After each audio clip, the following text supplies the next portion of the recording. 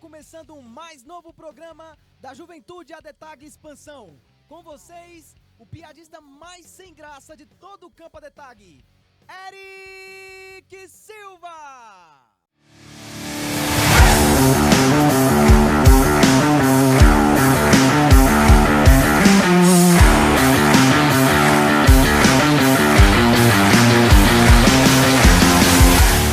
Boa noite, a paz do Senhor, Juventude. Está começando um programa que trata de assuntos muito importantes, como contar de trás para frente, fazer gelo, fazer suco-tangue. Calma, pessoal, eu estou só quebrando o gelo. Filma eu quebrando o gelo aí, pessoal.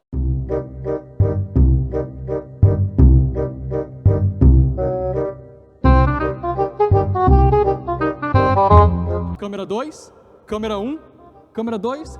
Câmera 1, eu sempre tive vontade de fazer isso.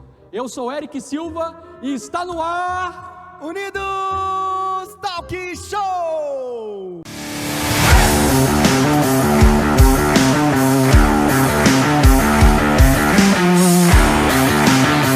Primeiramente, eu queria dizer que meu amigo Lucas está muito lindo. Dá um close no Lucas aí, por favor. Olha que gracinha. Obrigado. Lucas, você sabe quais são os tipos de estado civil que existe? Não sei, Eric. Não sabe?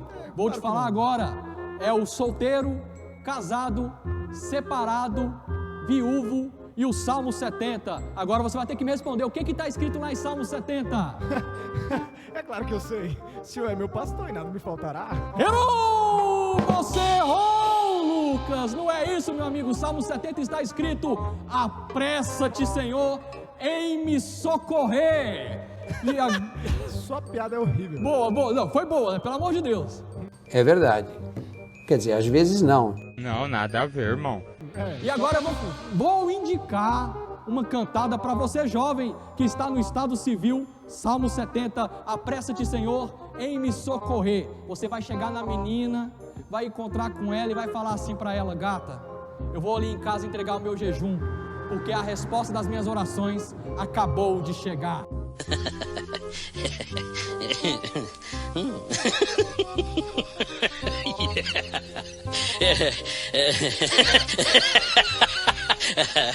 Now the world don't move to the beat of just one drum. Então, pessoal, agora é sério, nós vivemos dias muito difíceis, dias de pandemia, de preocupantes, dias de bastante complexidade.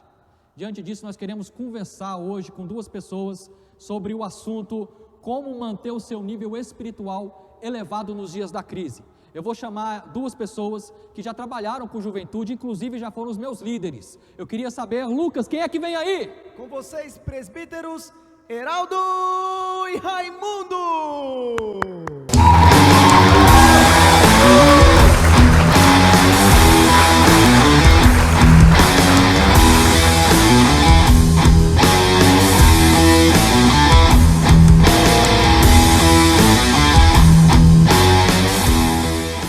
Seja bem-vindo, irmão Raimundo, seja bem-vindo, irmão Heraldo. É uma alegria imensa ter vocês aqui com a gente.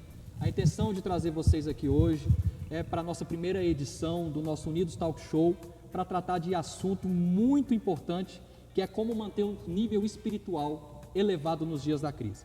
A minha primeira pergunta vai para você, Heraldo. Você acha que os dias atuais estão interferindo na espiritualidade dos nossos jovens? Primeiramente, boa noite, Eric. Boa noite a você que nos ouve. De fato, a resposta curta e grossa é sim. Interfere e muito, infelizmente. Mas eu posso dizer também, aí eu vou desenvolver uma resposta para essa excelente pergunta, que não deveria ser assim, ok? E aí eu peço licença para citar um versículo. Claro, da fica à Bíblia. vontade. A carta do apóstolo São Paulo a Timóteo, ele escreve numa época em que havia também os desafios da sua época, ok? Então o apóstolo São Paulo escreve aqui para o seu jovem discípulo Timóteo, que também era jovem, tinha muitas responsabilidades, numa época extremamente complexa para o seu tempo. E ele diz assim no capítulo 3 de 2 Timóteo: sabe, porém, isto, nos últimos dias sobrevirão tempos difíceis. E ele está falando do seu tempo. Só que aqui o problema é que o apóstolo São Paulo não diz que os dias seriam difíceis por causa de coronavírus, ou por causa de terremotos, ou por causa de problemas da natureza, ou problemas deste tipo. Ele, a partir do versículo 2, ele diz assim, ó: os dias serão difíceis, pois os homens serão egoístas, os homens serão avarentos, jactanciosos, arrogantes, blasfemadores, desobedientes, ingratos, irreverentes, desafeiçoados, implacáveis, caluniadores, sem domínio de si, cruéis, inimigos do bem, traidores, atrevidos, enfatuados, mais amigos dos prazeres que amigos de Deus. Versículo 5, aí ele diz assim, ó: tendo forma de piedade, negando, entretanto, o poder. Foge também destes. Paulo não está negando que haveria tempos difíceis, mas só que Paulo está apontando que o tempo vai ser difícil por causa dos homens, da maldade que existe dentro dos homens. E pegando o gancho dessa questão que nós estamos vivendo de pandemia, de vírus, eu diria que é mais ou menos assim, é como se fosse um vírus da maldade do homem, do coração do homem, que contamina o outro homem, que contamina mais pessoas, que se espalha pela terra, trazendo maldade para essa terra, trazendo maldade para esse mundo. E aí o apóstolo São Paulo, ele dá o antídoto. A gente está falando muito sobre antídoto, sobre vacina, e o apóstolo São Paulo já apontava a vacina aqui para o seu jovem discípulo Timóteo. Aqui está no capítulo de número 1, versículo de número 6, ele diz assim, ó: por esta razão te admoesto que reavives o dom de Deus que há em ti pela imposição das minhas mãos. Embora Paulo ele saiba que havia problemas dos homens disseminando a maldade, mas ele vai apontar para Timóteo dizendo: Timóteo, dentro de você tem um dom capaz de mudar muita coisa. Dentro de você tem uma capacidade, e essa capacidade você tem que tomar cuidado para ela não ser adormecida, ok? E agora a gente vai lá para o 1 Timóteo, lá no primeiro livro que ele escreve ao seu jovem discípulo Timóteo, capítulo 4, versículo 16. E ele dá outro conselho com relação a isso, dizendo: tem cuidado de ti mesmo e da doutrina. E eu acho interessante aqui que ele não está apontando assim, olha, o mundo vai ser difícil, as coisas vão ser difíceis, olhe para as coisas desse mundo. Ele diz, olha, tome cuidado de você mesmo e da doutrina. A gente interpreta isso aqui da seguinte forma: a doutrina é o conjunto de ensinamentos que reforçam aquilo que eu sou. Por exemplo, como é que está a sua vida de oração? Como é que está a sua vida de consagração? Quanto tempo você, jovem, você, pessoa, você, irmão, você, cidadão, dedica com a leitura da Bíblia? Aquilo que Deus ensina, né, irmão? Deus ensina. Quanto tempo que essa pessoa tem gastado com o seu devocional? Essa é a pergunta que o apóstolo São Paulo está fazendo. Você está tomando cuidado de você, Timóteo? Você está cuidando do dom que Deus já te deu?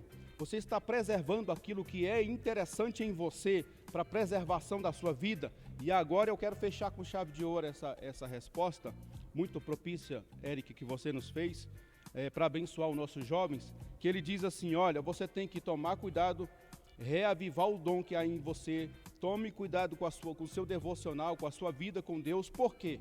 Agora entra o antídoto, e ele diz aqui na parte B do versículo 16, persevera nessas coisas, porque fazendo assim, salvará tanto a ti mesmo, como aos que te ouvem. Agora a gente criou um antídoto para o mal. Do mesmo jeito que a maldade ela se propaga, também a bondade que há dentro de nós, ela é uma bondade que salva a gente contra esse mal, e essa bondade também ela é contagiante. Da mesma forma que o mal é contagiante e espalhou-se pelo mundo, a bondade também que há dentro de nós, os dons de Deus que há dentro de nós, vai nos salvar, vai nos blindar e ainda vai salvar outras pessoas. O grande problema, e eu encerro aqui, essa minha primeira participação, é que se o mal está se alastrando, Eric, se o mal está nos atingindo as nossas casas, é porque talvez a gente está permitindo que o dom de Deus esteja adormecido dentro de nós. Então, um conselho que a gente dá assim sempre para nós mesmos, nós líderes, nós pais, nós jovens, é que a gente possa olhar para dentro de nós e ver como é que está a nossa vida com Deus, como é que está a nossa conexão com Deus. Uma vez essa conexão com Deus estando perfeita, a gente cria imunidade contra esse vírus do mal e a gente se protege. Mas a gente não só se protege, a gente também vai conseguir trazer imunidade para outras pessoas e a gente vai tornar esse mundo melhor. Amém. A melhor saúde, eu entendo, Heraldo, é a espiritual. Diante do cenário que nós estamos vivendo, a Bíblia ela não é uma mera coincidência, ela é uma verdade. Você citou aí textos de Paulo aconselhando o teu servo Timóteo a poder lidar com as adversidades. Nosso corpo, nós estamos vulneráveis a essa situação. Mas como que nós vamos manter o nível espiritual? Porque o espiritual é a nossa saúde. Então eu agradeço muito a sua resposta, muito objetiva, que isso sirva de conselho para você jovem, isso sirva de conselho para você rapaz, para você moça. Eu queria saber se meu amigo Lucas tem alguma pergunta para fazer para os nossos convidados. Eu tenho uma pergunta para o Raimundo Taveira. Pode falar. É isso. Você me deu o roteiro, eu tô seguindo o roteiro. Acabou? Obrigado, Lucas, pela sua participação, tá? Mas eu quero fazer uma pergunta assim. Você tem ou não tem? Tenho. Eu tenho um colega, um amigo meu que quer casar. E aí a pergunta é a seguinte: como é que a gente sabe quando tá preparado para casar? É pro Raimundo Taveira a pergunta. Quero agradecer aqui, irmão Eric, também aproveitar essa linda pergunta e inteligente pergunta do irmão Lucas e dizer para o senhor que eu estou muito feliz por esse convite. Amém, irmão. Eu parabenizo aqui toda a liderança da mocidade, parabenizo essa juventude e a Juventude Unidas, e sempre que eu estou conversando com os jovens, eu estou bem. Então eu estou muito bem, graças a Deus, e muito obrigado. Eu estou muito feliz por estar aqui. Muito boa a sua pergunta, viu, Lucas? Parabéns pela sua seriedade. Inclusive, eu queria mandar um beijo. Obrigado. Então, vamos continuar. Diante do cenário que nós estamos vivendo, eu vou fazer a pergunta para os dois. Queria que o irmão Raimundo me respondesse primeiro e depois o irmão Heraldo. O cenário que nós estamos vivendo, qual a interferência dos pais na situação espiritual dos nossos jovens? Porque às vezes eles trazem uma percepção incorreta do que a igreja tem que fazer. Existe algo muito importante que a gente prega muito, né? Que a igreja, que o ministério é a família e que a igreja, o tipo de culto começa em casa. Então eu queria perguntar primeiramente para o irmão Raimundo e depois o Heraldo, fique à vontade em dar sequência, sobre a questão da influência dos pais, o valor da influência dos pais diante da situação que nós estamos vivendo. Ok, vamos lá, irmão Eric. Primeiro, eu parabenizo você pela pergunta. A pergunta é excelente, a pergunta é muito boa. E eu quero dizer a você que o nosso entendimento é o seguinte: a interferência, os pais, ele influencia basicamente em toda a estrutura espiritual do filho. É muito importante que os pais tenham muito cuidado na questão do testemunho. Dar um testemunho, a frequência na igreja, o apoio à liderança. Verdade. Tudo isso o jovem ele está observando. O jovem, o pai, ele é um espelho para o jovem. O filho sempre procura se espelhar nos pais. Então, se o pai de família tem o seu filho jovem, só um exemplo para ficar mais claro. No dia de um culto de jovem, o pai não vem, ele já está dando um péssimo testemunho, porque o filho não vai se sentir apoiado pelo pai. Sim, com certeza. E todo ato do pai em apoio aos trabalhos da igreja, em apoio à liderança, ele fortalece significativamente a estrutura espiritual do filho. E principalmente nesse momento que nós vivemos, que foi muito bem discorrido aqui pelo presbítero Heraldo, a respeito da influência desse vírus que tem causado um desequilíbrio emocional muito grande nas pessoas, porque é importante observar que todos nós somos seres emocionais e vivemos em interação social. Então, isso significa dizer que tudo que ocorre na sociedade, ela vai gerar um impacto na vida, principalmente dos jovens, que a gente já fala, é uma pessoa jovem. E os pais têm que estar muito próximos, porque o filho, quando ele se sente ameaçado, a tendência é ele correr para perto de uma pessoa que inspira confiança. Sim, com certeza. E o pai tem que ser essa pessoa. O pai, ele tem que ser para o filho um gigante. O filho tem que olhar para o pai como um gigante invencível. E isso o pai só é capaz de oferecer para o filho se ele tiver uma base bíblica muito boa, se ele for uma pessoa frequente na igreja, se ele tiver Deus em primeiro lugar da sua vida. Ele tem que inspirar no filho uma maior motivação espiritual para que ele esteja ao lado dos seus líderes e que ele sempre entenda que existe alguém que é superior a ele e que ele tem que se espelhar. Então, tudo que o pai fizer vai gerar um impacto na vida do filho. Seja positivo, Positivo seja ou negativo. Perfeitamente. Se ele é uma pessoa que tem um bom testemunho, que está sempre na igreja, que não fala da igreja, que é um mal terrível, o pai chegar em casa e começar a falar mal da sua própria comunidade, do seu pastor, do líder. É importante o seguinte, se ele não concordar com alguma coisa, é melhor ele ficar calado, porque o que ele falar vai gerar um mal na vida do filho. A ausência do pai, a ausência do diálogo, a ausência do conselho, a ausência do culto doméstico, a ausência do diálogo bíblico, isso fere de forma terrível a vida do jovem. Então, resumindo, o jovem é totalmente dependente da vida do pai. Tudo que o pai fizer vai influenciar na vida dos filhos. Então, a resposta da pergunta é: toda interferência, os atos do pai vai causar toda interferência na vida espiritual do filho. Uma disfuncionalidade familiar vai gerar um resultado ministerial disfuncional, uma carreira sem sucesso. E, Heraldo, uma pergunta para você. Diante de tudo que o irmão Raimundo falou, ele falou da responsabilidade dos pais. Paternidade, tudo começa em casa. Educação vem de berço, a gente ouve muito falar isso.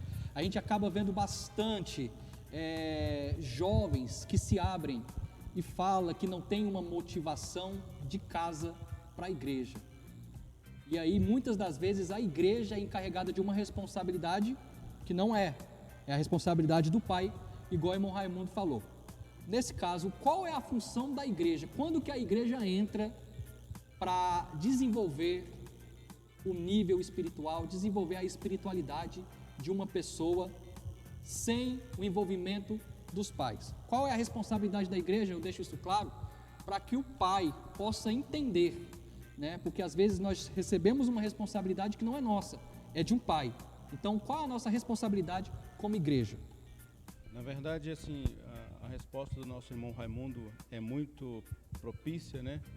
E só para complementar, citando aqui a máxima dos puritanos que diz: o que tu fazes fala tão alto que eu não escuto o que tu fazes, o que tu dizes, né? Então, repetindo, o que tu fazes fala tão alto que eu não escuto o que tu dizes. Então, um exemplo, né? Outra frase que muito interessante diz que as palavras convencem, mas o exemplo arrasta, né? Então, os pais têm esse papel muito importante no exemplo dentro de casa, como ele falou, não falando mal da igreja, reforçar os pontos positivos da igreja. E aí a gente agora entra no papel da igreja. O papel da igreja é extremamente importante. A gente tem toda uma estrutura montada. A gente tem escola bíblica dominical, separada por faixa etária. Então a criança entra do berçário, passa por todas as faixas etárias e ela vai até os adultos, sendo acompanhada numa escola dominical. A gente tem cultos de ensino, a gente tem trabalhos para jovens, específicos para jovens, específicos para adolescente. a gente tem trabalhos na igreja que alcança todas as faixas etárias.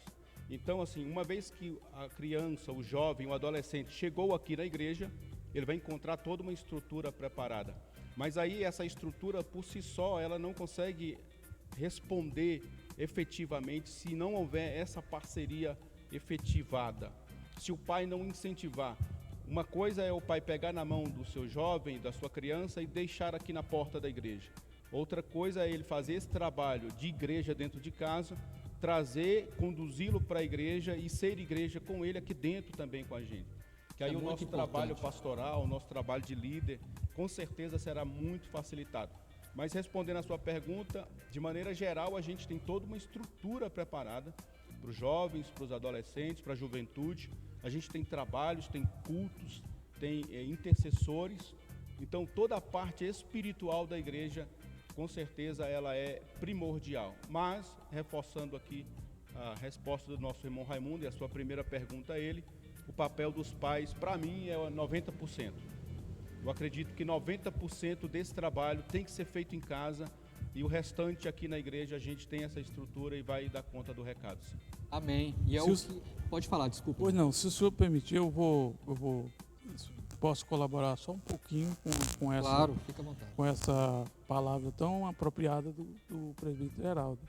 Um dos papéis fundamentais que a igreja exerce hoje nessa questão, eu considero, irmão Eric, isso aqui que você está fazendo. É muito difícil ver um trabalho dessa natureza.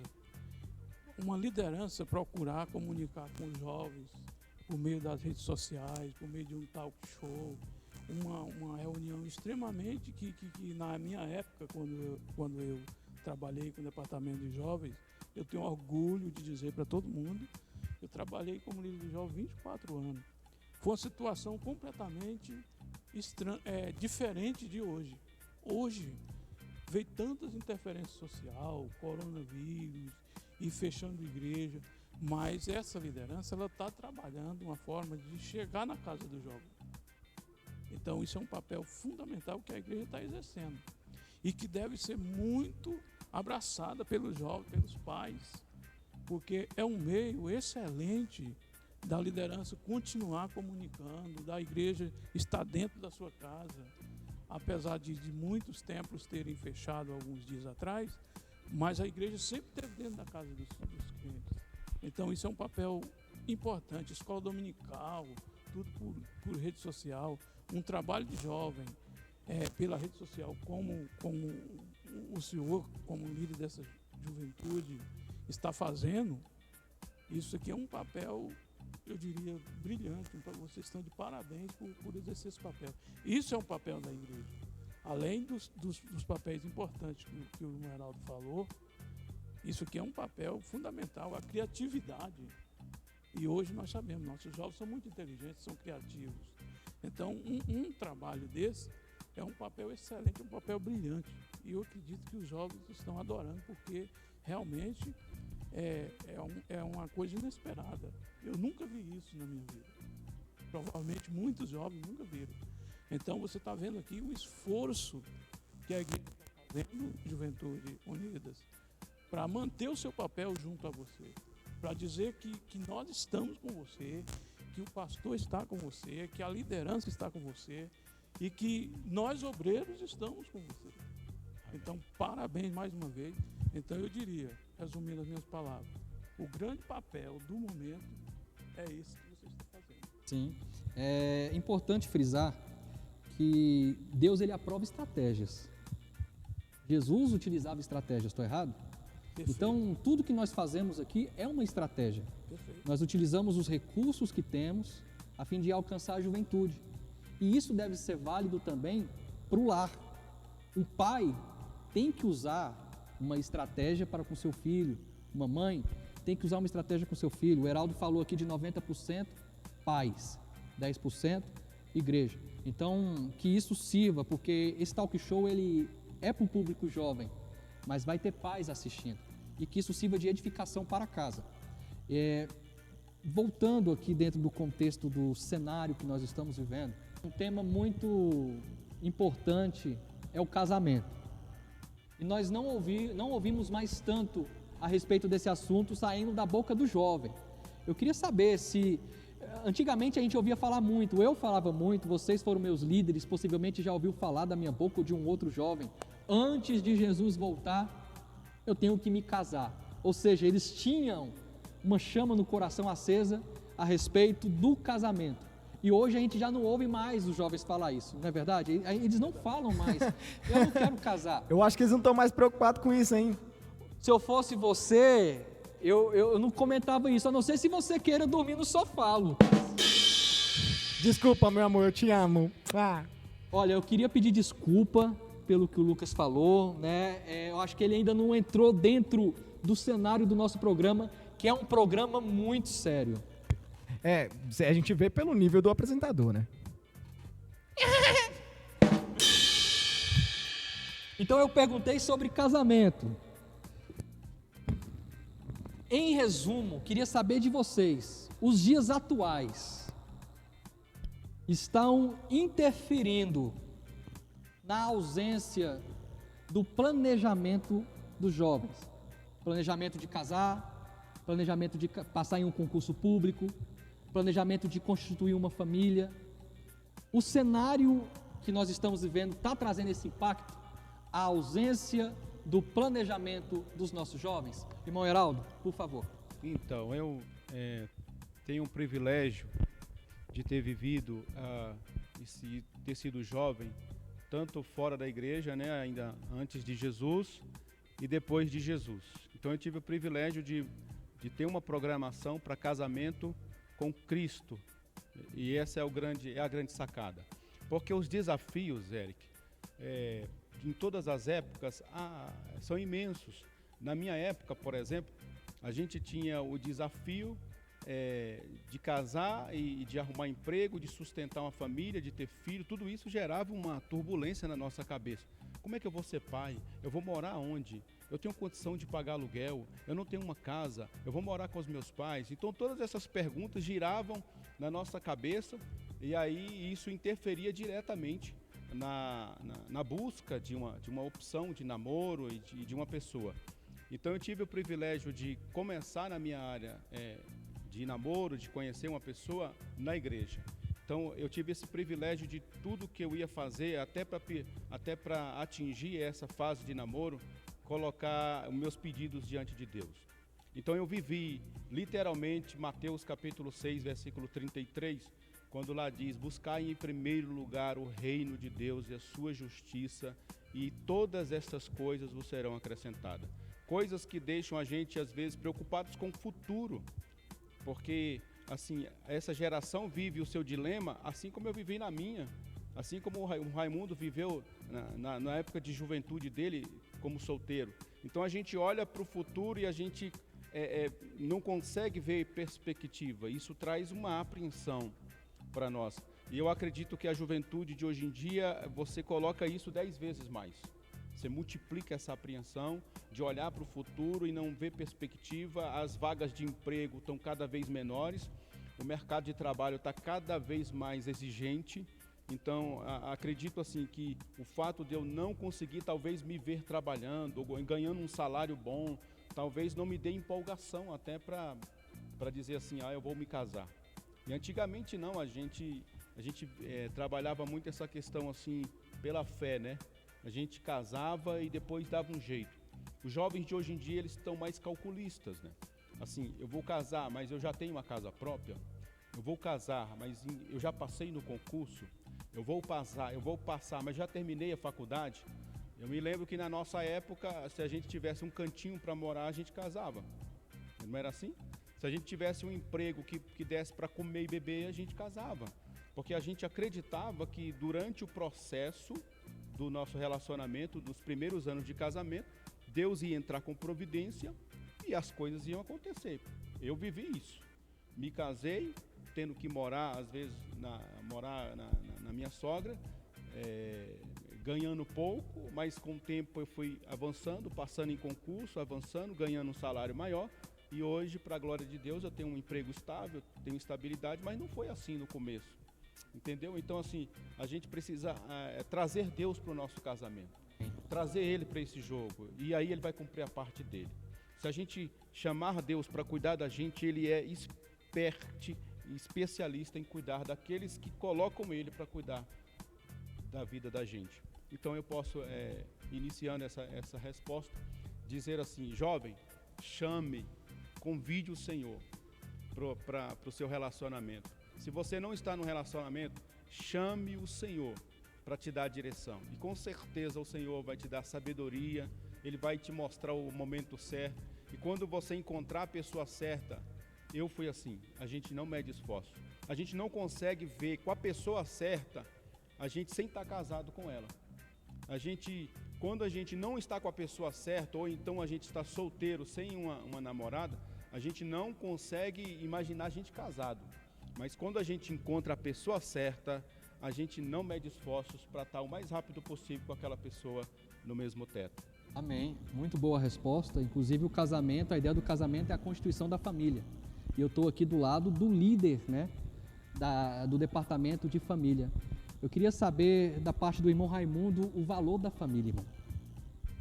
Então, irmão Eric, essa questão que o senhor acaba de levantar é uma questão espetacular para se analisar nesse momento. Então, veja bem, você está falando com uma pessoa que tem, dia 9 de maio, agora eu vou completar 29 anos de casado. Claro, meu tempo não tinha nada a ver com hoje, os jovens de hoje.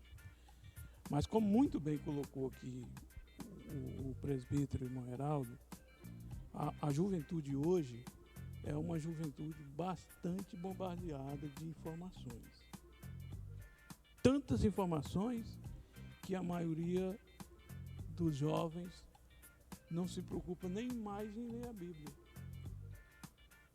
E geralmente quem traz essa maturidade a ponto da pessoa entender a função da esposa na vida do esposo e o esposo na vida da esposa, é a Bíblia Sagrada que traz. Pode analisar que outras religiões, a igreja também está pecando nesse sentido, porque a gente tem ensinado pouco sobre casamento. A igreja mais antiga, ela ensinava os jovens muito a respeito do casamento. O casamento é algo tão divino, que se você vê que a família está sendo tão alvo do diabo, é porque é algo vindo da parte de Deus. Mas, de certa forma, a gente se omitiu muito em conversar com os jovens a respeito disso. A gente se trancou em relação às coisas normais da vida da pessoa. Entender que o homem nasceu. Eu me lembro de uma resposta ainda de terceira série, lá no início, que a professora perguntava: descreva o ciclo de vida. Você dizia: nascer, crescer, reproduzir e morrer. Não quero trazer esse tema para cá, mas eu só quero dizer o seguinte, que o casamento, pela Bíblia, ele é visto como um complemento de felicidade na vida da pessoa. É verdade. Tanto é que nenhum jovem consegue ficar sem namorar. Mas aí eu volto à grande e excelente resposta do nosso amigo Lucas, quando ele falou que é porque o jovem não quer mais um problema. Ele não está tão errado, não. Viu, Lucas? Você não está errado, Não viu? tá Parabéns. E eu vou explicar por quê. Porque principalmente o capitalismo, o medo do desemprego, o medo de conseguir, o medo de possuir uma casa para morar, o medo dos filhos, o que eu vou fazer com meu filho. Então isso tem fazido com que os jovens tenham medo da responsabilidade.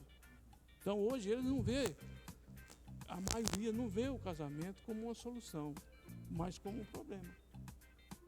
Como um problema. É exatamente isso que o Lucas, no seu senso de humor... Eles entendem que é um problema exatamente pela falta de ensino sobre a família. Perfeitamente. Eles não têm a consciência da importância que um casamento traz para a pessoa. São poucos, você pode observar hoje, que são poucos jovens que casam jovens. Geralmente os que casam são mais maduros, de 23, 24 anos. Dificilmente você vai ver um casal de jovens de 18 anos casar hoje, porque eles acham que é uma perda de tempo. Então hoje é assim, é pouco ensinado. E, além do mais, vem aquela questão, para mim conseguir alguma coisa eu tenho que estudar. O estudo é fundamental, mas eu quero dizer, não atrapalha. Eu fiz 2 faculdades casado. Maravilha. 2 faculdades casado. Fiz um curso técnico casado. Eu estudo até hoje, casado. Não atrapalha. É como disse o presbítero. Se você casou com uma pessoa consciente, uma pessoa certa, ela vai ser mais uma força para você. É verdade. Então o jovem ele tem que perceber o seguinte: no dia que ele se casar, o seu esposo, a sua esposa, ele vai ser mais um aliado seu. Não é um problema, como o jovem Lucas falou. Pode ser uma solução. Mas muito está percebendo o casamento como problema. E isso não é uma estratégia boa. Eu lembro aqui que você falou um momento atrás aí, que até Jesus se utilizava de estratégia. E um exemplo claro de estratégia que Jesus usava era a parábola. Ele ia falar a respeito do reino de Deus, e o reino de Deus é semelhante a um campo, uma semente que se semeia no campo. Por quê? Porque era o que o homem conhecia. Então, é isso. O jovem precisa ler mais a Bíblia, precisa ler mais livros teológicos, precisa se aproximar de Deus. E você vai ver que casamento é coisa de Deus. Amém. E não coisa de homem. Amém. Casamento é coisa de Deus, case com propósito, que certamente você vai vencer. Eu estou sentindo que o meu amigo Lucas, agora ele quer fazer uma pergunta de verdade. Lucas, Quero sim, eu tenho uma aqui, é pro Heraldo. pode falar, meu querido. A pergunta é a seguinte: é correto para um cristão namorar ou se casar com alguém que não seja cristão? Ai, Repete, por favor, Lucas. Essa pergunta é muito boa. Quero que você repita para gravar. Claro, com toda certeza. É correto para um cristão namorar ou se casar com alguém que não seja cristão? Não é correto. A gente não condena quem faz isso. Porque a gente vê que em muitos casos as pessoas se casaram e não misturaram a religião. Às vezes uma pessoa é até de religião oposta, né? Católico com evangélico com espírita, e eles conseguiram conciliar isso. Ou então um evangélico com um não praticante, uma pessoa que não frequenta nenhum culto, mas isso não é aconselhável. A Bíblia diz que isso seria jugo desigual, entende? Então imagina uma pessoa que é da igreja e ela é muito ativa na igreja. Por exemplo, eu e a minha esposa, nós somos ativos na igreja. Então eu não preciso falar para minha esposa assim, bem, eu vou para a igreja e eu lá na igreja vou fazer tal coisa, eu vou ficar até mais tarde. Eu não preciso, porque ela vem comigo. Então ela sabe o que eu estou fazendo, ela sabe por que eu atrasei, ela sabe o horário que começa, o horário que termina os cultos, ela não precisa desconfiar de mim. Agora você imagina se eu deixo ela em casa e venho passar o dia inteiro, como a gente às vezes passa domingo na igreja. Às vezes a gente chega aqui na escola dominical, tem reunião à tarde, tem culto à noite. Ela não vai entender isso. Imagina agora ao contrário, um esposo que não é cristão, está em casa e a sua esposa tem várias responsabilidades na igreja. Então ela passa às vezes muito tempo na igreja, muito tempo orando, muito tempo visitando outras irmãs. Então ele vai começar a ter desconfianças, vai gerar algumas contendas, algumas discórdias. A gente conhece muitos casos de irmãs, principalmente irmãs que o seu esposo não é crente, que ela tem muitas restrições de frequentar culto, de ter que chegar em tal horário dentro de casa. Então não é aconselhável. A gente, se souber de um caso como esse, a gente obviamente vai aconselhar com todo carinho, com todo amor, mas se pedirem o nosso conselho, se pedir o meu conselho, eu não aconselharia fazer isso. Principalmente, como nós estamos falando de nível espiritual elevado, se há uma desigualdade, uma intenção diferente, seja de religião, seja de intenção, certamente isso vai gerar um conflito. Se a minha esposa não está de acordo com eu estando na igreja, nas atividades, isso vai gerar um conflito muito grande dentro da minha casa. E o resultado é um impacto muito negativo. De fato. Aí a gente percebe, irmão Eric, que esses tipos de trabalhos aqui, muitos jovens não têm acesso a palestras, a seminários que vão trabalhar sobre isso. Então esse é um assunto que assim tem que ser discutido, tem que ser trabalhado, porque o jovem hoje em dia ele vai ter muitas opções. vai ter muitas opções de namorar, de se relacionar com pessoas que não é da mesma religião que ele. E aí ele tem que saber os riscos que ele corre. Ele tem que saber que pode dar 100% certo, inclusive ele pode ser um canal de Deus para aquela pessoa se converter, mas pode dar muito errado. Então a probabilidade é muito grande. Ele precisa estar ciente dos riscos. Os jovens, eles são muito visuais. Muito visuais. Estou falando no contexto atual. A visibilidade tem falado mais alto que a espiritualidade na vida de alguns jovens. Então, às vezes, ele olha uma menina bonita, ou uma menina olha um rapaz bonito, né, irmão Raimundo? Às vezes a pessoa olha a forma, né, o externo, aquilo chama a atenção e ali leva para um relacionamento que pode acabar ocasionando um afastamento de Deus. Pode gerar um impacto muito grande na espiritualidade, inclusive. Eu queria que o irmão Raimundo também acrescentasse algo sobre esse assunto. Perfeitamente. Olha, quando o presbítero irmão Heraldo estava falando aqui, eu me lembrei de um simples exemplo. Vai que você, crente da Assembleia de Deus, uma moça, casa com um rapaz que gosta de um forrozinho. Ele vai querer que ela vá para o forró. Se ela falar que não vai, o problema está aí. Então, uma vez que você decide casar com uma pessoa com a outra visão, aí sim pode ser um problema. Pode ser, eu não estou falando que sempre será. Como disse o presbítero Heraldo. Eu já vi casos de jovem que casou com pessoa que não era nem evangélico e ele se tornou evangélico e hoje é pastor, é uma bênção. Mas é um caso que se vê. A regra não é essa. E tem um caso também, irmão Raimundo, da pessoa se converter dentro do casamento. Também. E isso não é para você se separar porque agora você é evangélico e a outra pessoa não. Eu estou errado? Não, tá certo. E pode ser coisas de Deus. Quando é coisa de Deus, dá certo. O problema é que você tem que entender se é coisa de Deus. Porque senão o jovem vai sofrer muito. Casar com uma pessoa incompatível não é uma coisa fácil. O casamento é uma bênção, mas tem que dar certo. Se der errado, aí é um sofrimento aqui na terra.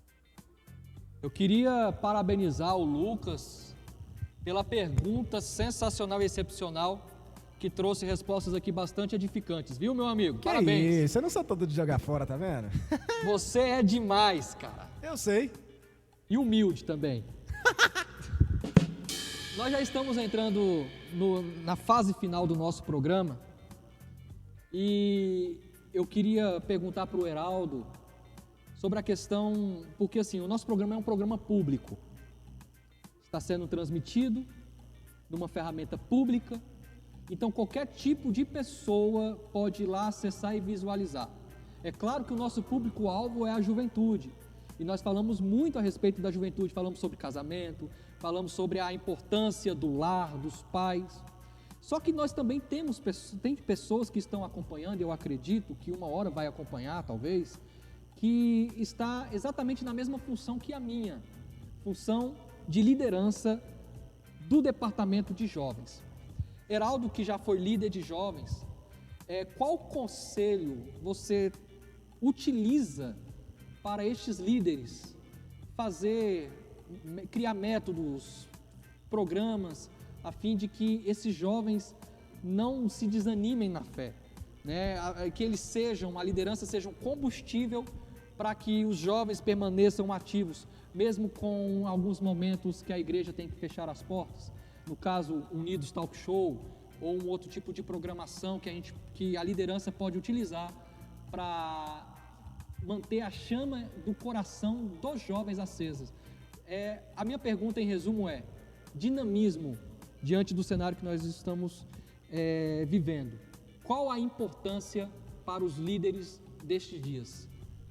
Olha, irmão Eric, sua pergunta de fato ela vai nos abrir essa possibilidade de trabalhar esse assunto que para nós é muito valioso. O nosso grande carro-chefe da igreja é a comunhão, o relacionamento com os irmãos, é o corpo a corpo. A gente gosta de abraçar, a gente gosta de estar junto, a gente faz retiro para passar, por exemplo, final de semana, com emenda com feriado, Me lembro na época de líder de jovens que a gente ia, por exemplo, para Anápolis e lá ficávamos 4 dias num cômodo pequeno. Eu fui, inclusive. dormindo. Inclusive, essa estratégia fez de mim, né, um obreiro na casa do Senhor. Você ter falado a respeito disso, eu interrompo para dizer que surge efeito.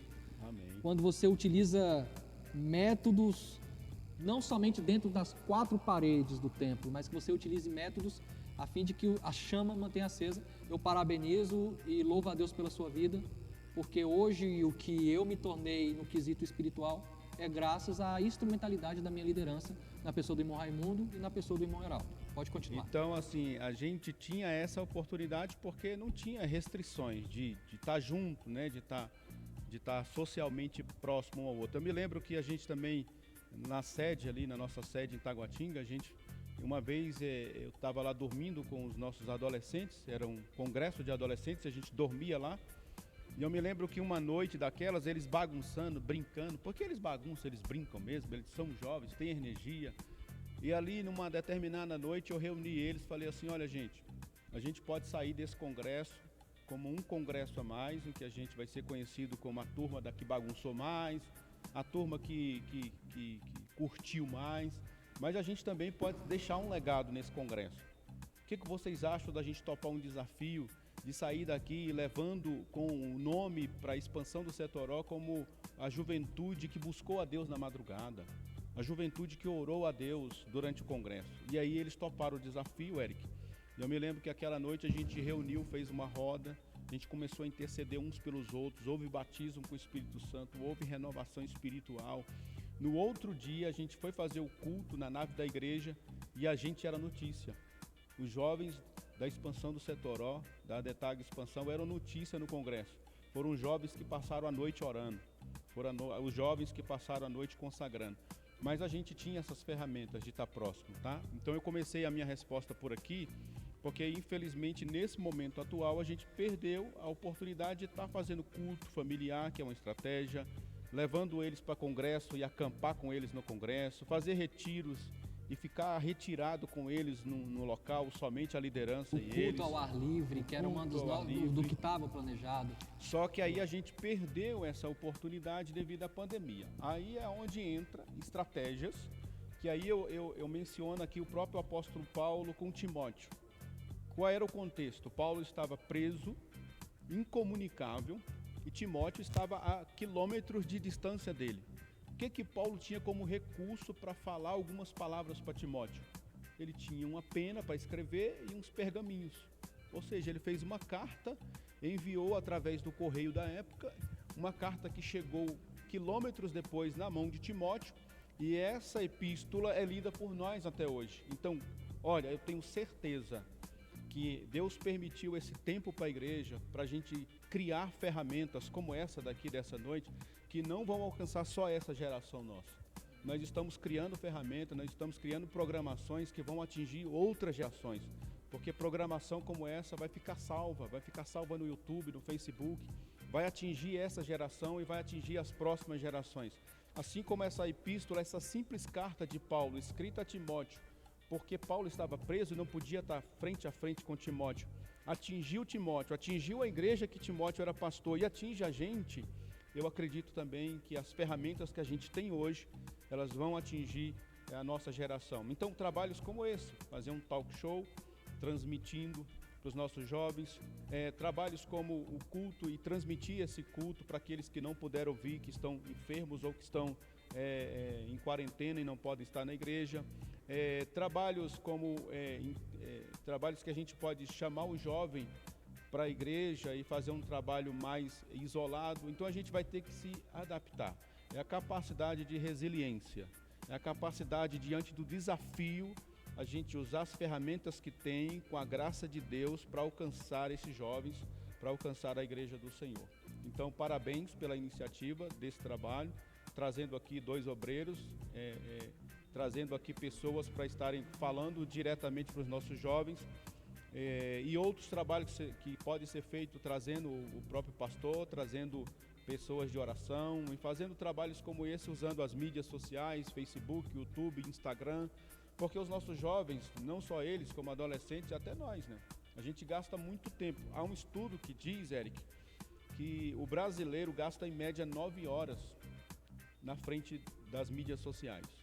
E aí você pode acrescentar televisão, Instagram, Facebook, YouTube. Então a gente gasta 9 horas. Imagina se eles estão consumindo esse conteúdo lá, por que a gente não faz conteúdo também para eles consumirem lá? A gente não conseguirá talvez tirá-los dessas mídias. Agora a gente precisa usar então essas mídias ao nosso favor. Para o bem. Então esse será o nosso grande carro-chefe. Que Deus continue dando sabedoria a vocês que estão Amém. na frente esse ano e nos próximos anos, para que a gente não pare quando a pandemia parar, mas que a gente utilize essas ferramentas mais e mais para alcançar aqueles que estão mais distantes. Diante do cenário que nós vivemos, né, a gente tem que buscar estratégias sempre para que o jovem não pode ficar parado. Né? Eu pego o gancho aqui do Heraldo, que está dando um conselho para a liderança. Jovem não pode ficar parado, então a gente tem sempre que buscar meios, sempre debaixo de oração, pedindo direcionamento. Muito obrigado, Heraldo. E a minha pergunta para o irmão Raimundo, na verdade não é uma pergunta, irmão Raimundo, é um pedido. O Heraldo, ele acabou de dar um aconselhamento para a liderança. Você, como líder do departamento de famílias, falou muito bem a respeito do contexto familiar, da importância familiar para a espiritualidade dos mais novos, dos jovens. Isso engloba as crianças, né, a criação, ensinar o caminho para o seu filho. Eu queria que você desse um conselho agora para os pais, para que eles sejam um canal de bênção, e nunca vai ser, mas pela ação dos pais isso pode acabar trazendo uma maldição para dentro de casa, mas que eles realmente cumpram a função de pai no contexto bíblico para com seus filhos. Um conselho para a gente fechar aqui a nossa programação. Muito bem, então, pais, eu quero me dirigir a você que está assistindo esse trabalho. Eu vou fazer aqui umas recomendações muito objetivas, não vou me alongar muito. Primeiro, seja verdadeiro com seu filho. Seja verdadeiro. Fale a verdade com seu filho. E verdade moderada. A verdade ela não pode ser falada a grosso modo, ela tem que falar de uma forma moderada. Saiba entender o seu filho. Seu filho chegou, está triste, abraça ele. A palavra é acolhimento. Outra dica importante: esteja sempre do lado da liderança dos seus filhos. O líder de mocidade, o líder de criança, ele é um verdadeiro aliado seu. Um trabalho dessa natureza que você está vendo aqui, ele é feito por amor a seu filho. Amém. A liderança está fazendo porque ama seu filho. Então, quero que você olhe bem para mim agora. Apoie a liderança. Respeita a liderança dos jovens. Se você achar que um trabalho, você não concorda com alguma maneira que o líder trabalha, procure entender qual é a estratégia. A gente agradece. Ele está fazendo por estratégia. A melhor coisa que tem é você trabalhar em conjunto. Com conjunto. E é estratégia. E a outra recomendação que eu dou é o seguinte: faça culto doméstico com seu filho.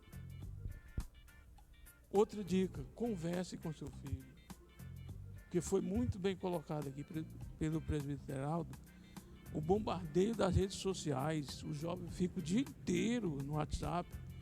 Quantas vezes você está indo no quarto do seu filho, da sua filha, dizendo: filho, você está bem? Como é que está você? Filho, hoje é dia do seu culto, seu líder está te esperando. Esse é o papel do verdadeiro pai, da verdadeira mãe. Agora, não adianta nada você falar isso para o seu filho, ele vir para a igreja e você ficar assistindo a novela. Verdade. Você tem que estar junto.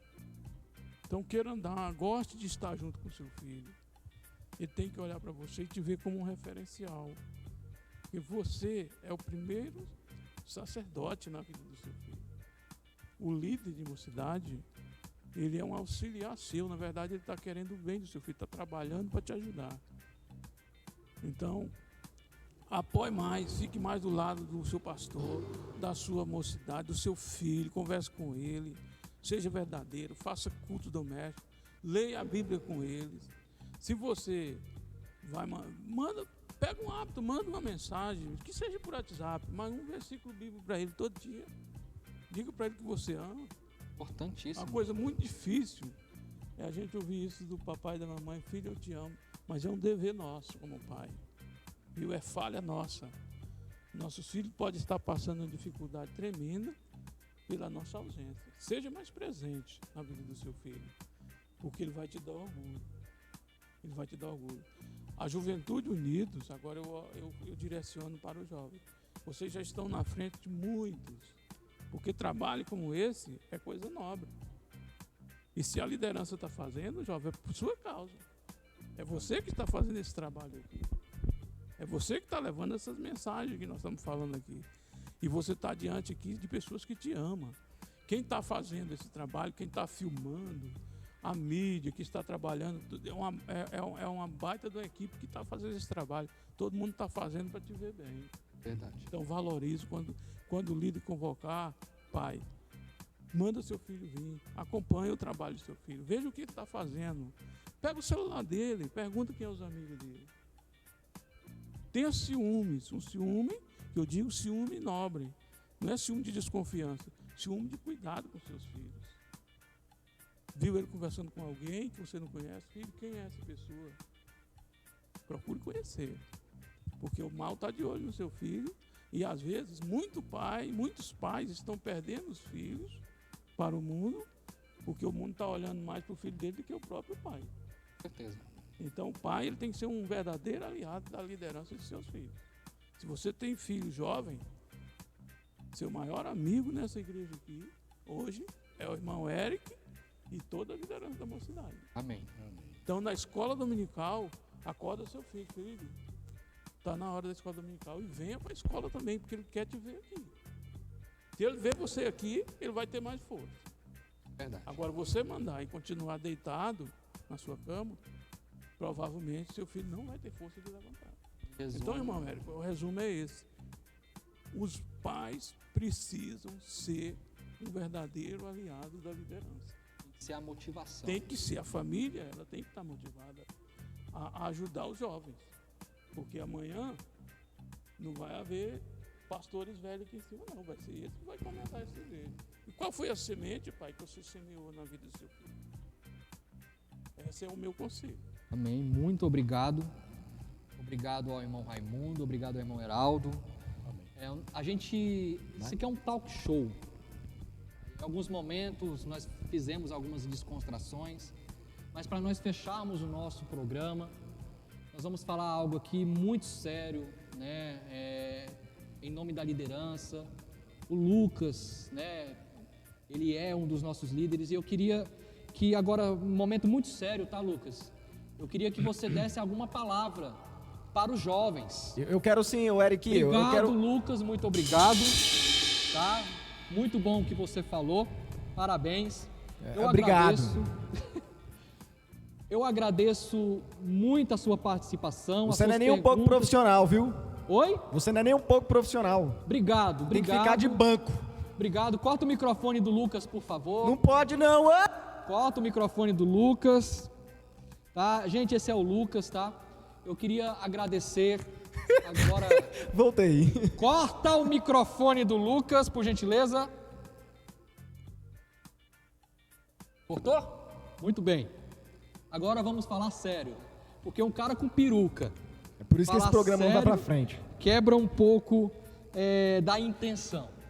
Mas é isso, nós estivemos aqui com o irmão Raimundo, nós estivemos aqui com o irmão Heraldo. São obreiros nesta casa, DETAG Expansão, vice-pastores, conselheiros. Heraldo trabalha à frente da Escola Bíblica Dominical, irmão Raimundo à frente da família. Eu queria agradecer muito a participação de vocês nesta primeira edição. Eu acredito que foi muito edificante, né? Eu fui muito edificado pelas respostas, por esse momento de bate-papo. Que Deus abençoe você que acompanhou esse talk show aí na sua casa. Diante do momento que nós estamos vivendo, jovem, se você não pode estar tão ativo aqui, esteja ativo aí na sua casa, vai no seu quarto, tranque a porta, fala com Deus em secreto. Eu creio que quando tudo isso passar, você vai voltar muito mais forte, Que Deus abençoe a você, jovem, que Deus abençoe toda a equipe de mídia, que os nossos convidados, toda a liderança, o nosso pastor Samuel, que nos permitiu e nos confiou. E na próxima oportunidade, nós vamos estar por aqui. Que Deus abençoe e até a próxima. Beijo!